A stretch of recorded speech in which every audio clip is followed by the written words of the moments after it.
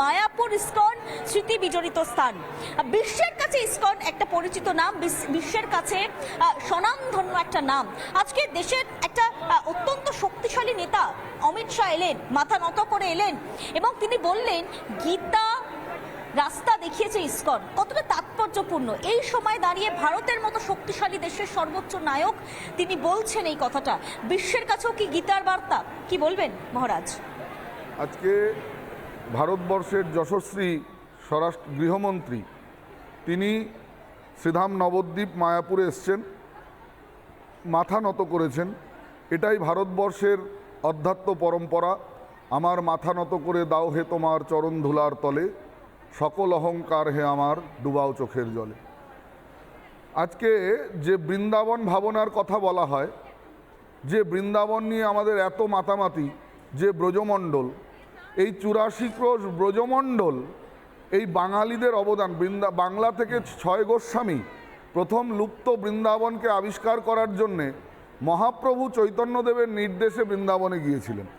সেই মহাপ্রভুর পদরজসিক্ত ভূমি হচ্ছে শ্রীধাম নবদ্বীপ মায়াপুর, এবং সেখানে ভারতবর্ষের গৃহমন্ত্রী গিয়েছেন। সত্যি বাঙালিদের, বিশেষ করে বাঙালির হিন্দুর ইতিহাসে এটা একটা নতুন অধ্যায়, এটা গৌরবময় অধ্যায়।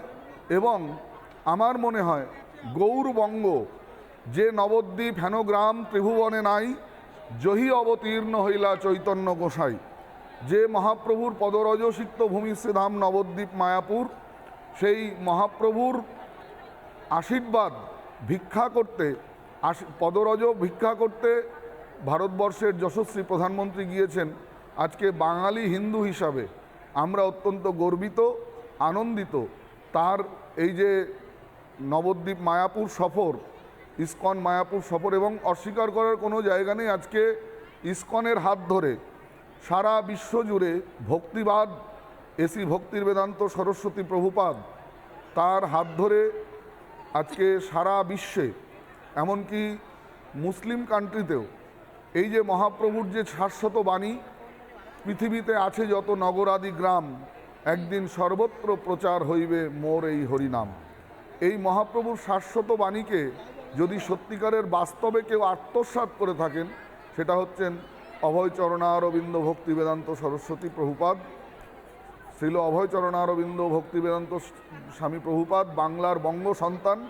পূর্বাশ্রমে তিনি হ্যারিসন রোডের বাসিন্দা ছিলেন, এবং পরবর্তীতে স্বামীজির পরে, ডক্টর মহানবব্রতজির পরে তৃতীয় বাঙালি যিনি সারা বিশ্বকে ভক্তিবাদের আন্দোলনে আন্দোলিত করেছিলেন, তোলপাড় করে দিয়েছিলেন।